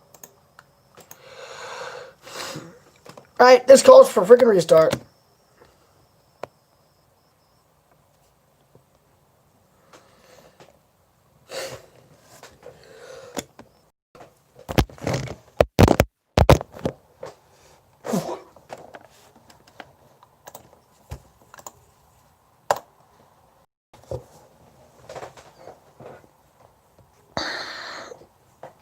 Yeah, I don't get why that thing does that.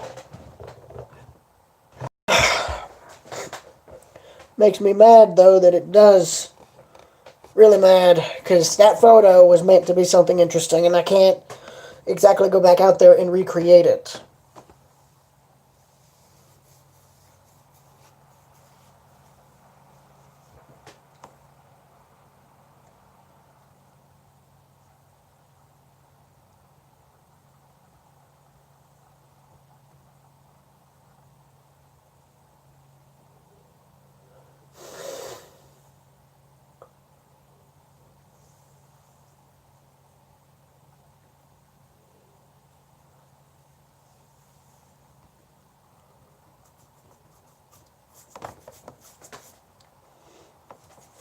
Sorry, my face is itching.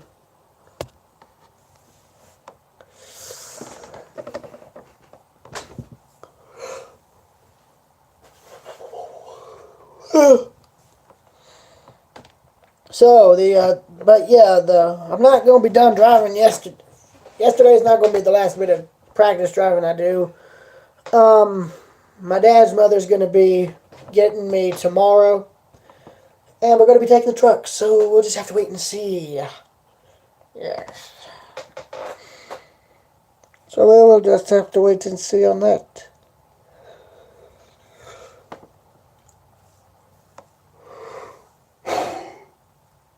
Oh, by the way, look here. Finally, I have an orca as my background for when the computer boots up. I love it. I love it so much. And that's actually a really good picture. I'm betting that's Alaska or Canada, wherever that was taken.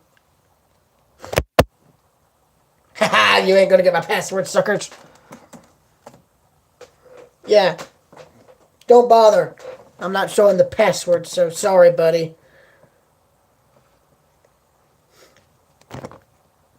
This is a Challenger 3977.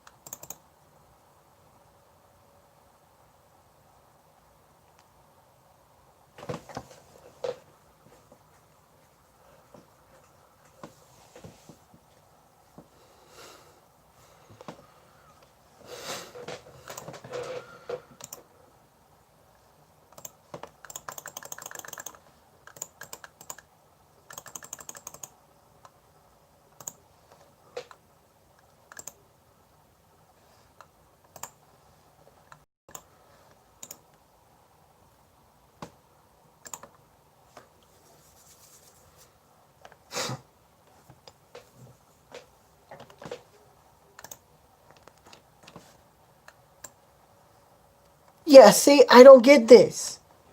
It's like the photo's corrupting. So now I'm left with the dilemma. Should I delete it?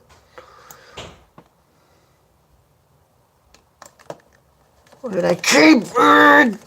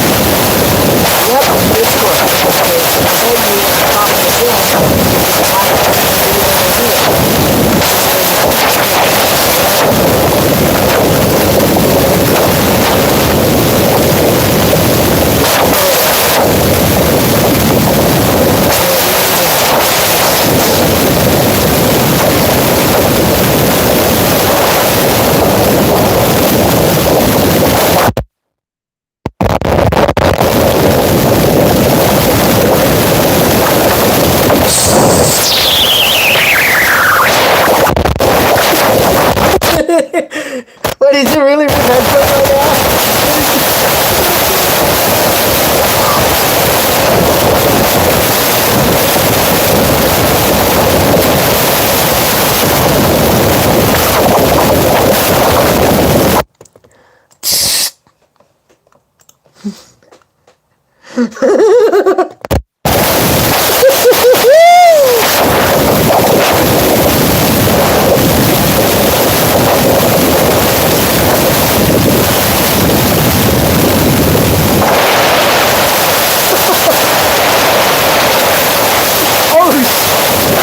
my god, you guys are actually kidding. Jesus.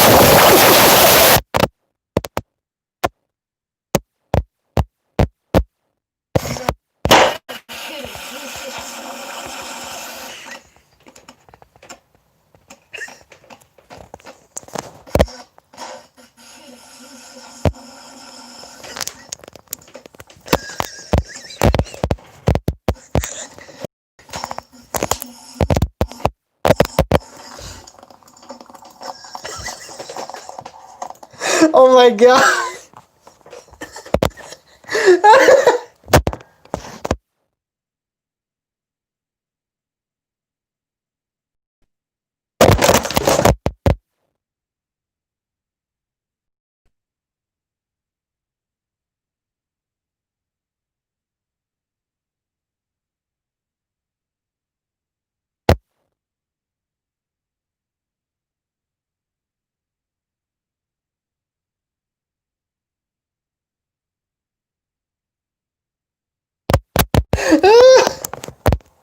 Just drunk insanity with representative. That actually, no, wait, I'm not drunk. Get out of here!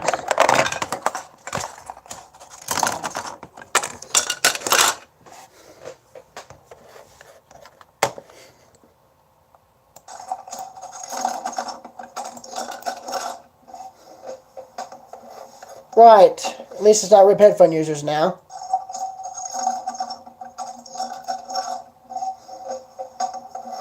Right. At least it's not RIP headphone users now.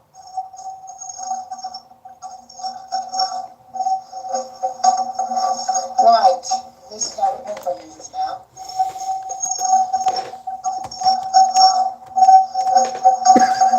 Right. At least it's not RIP headphone users now.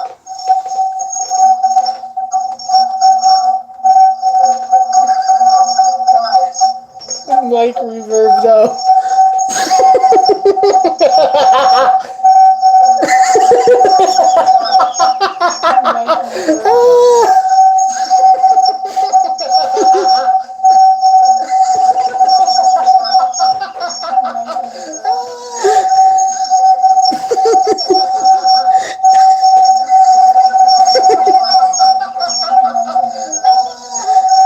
Just the sound. I'm amazed I can even do this right now. Just mute it right now. Just mute it. Mute it. Mute it. Right now. Just mute it.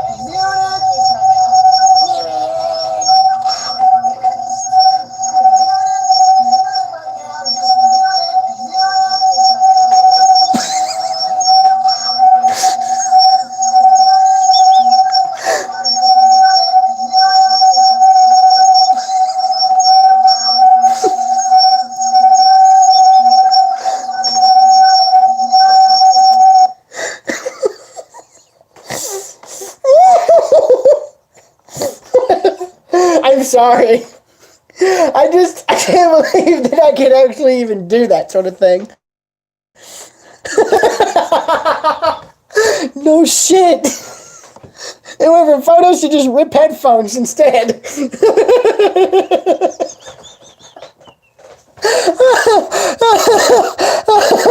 Oh my god. I wonder. I want to see if just the audio of just the silence after I'm done talking just causes this still. Let's just see. Just cover your ears and cat afterwards. Just causes this still. Let's just see. Just cover your ears and cat afterwards.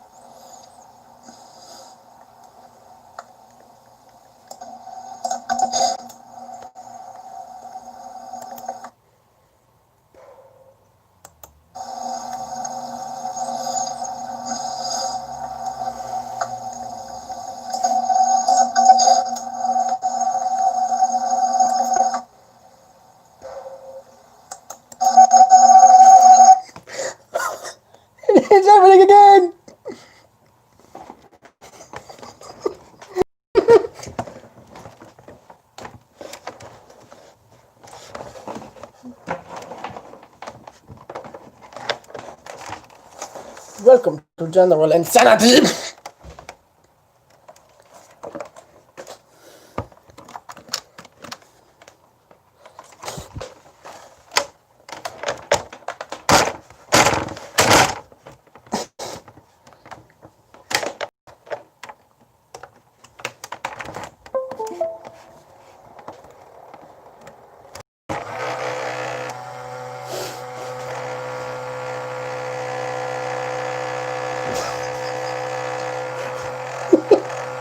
Why is my cooling fan doing this?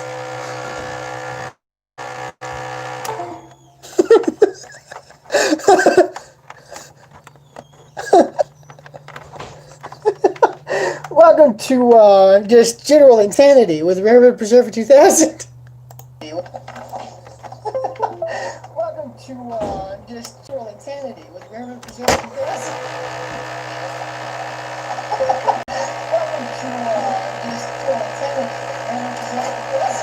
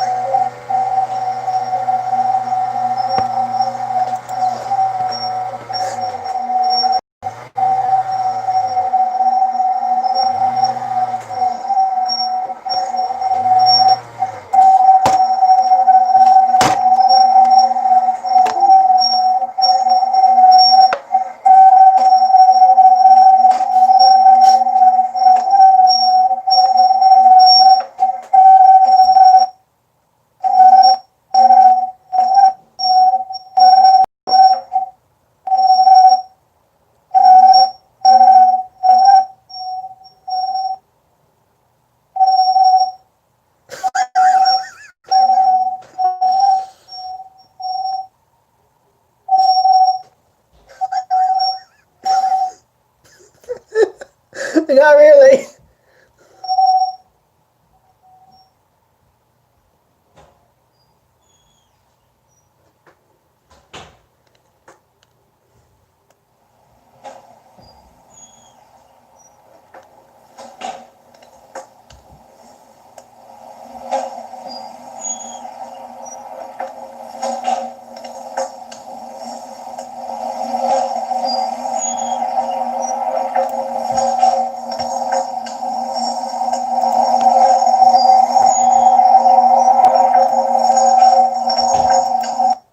By the way, aside from the door you're hearing, the horrible static is literally just ambient sound. I love how ambient sound just causes the same thing. That surprises me. It's just now a case study in ambient sound and how it destroys people's hearing insanity. Funny how the tables turn, don't they?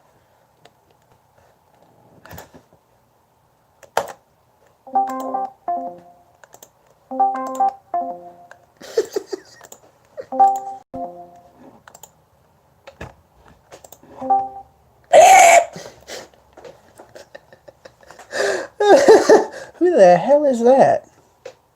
Someone you shouldn't know. Now I have to question, how do I know this person? Who is this person? Oh. I don't even know who this is. Hi, Railroad Street. Oh. Prepare your eardrums. Oh. Prepare your eardrums. Oh. Hi, Railroad Stream. Please. Hi, Railroad Stream. Please. Hi, Railroad Stream. Stop me. Oh, God.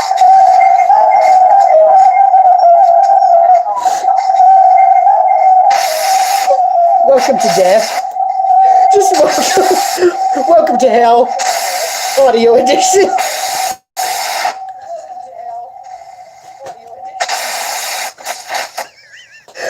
done. I'm done. This ends now. Stop! Thank you.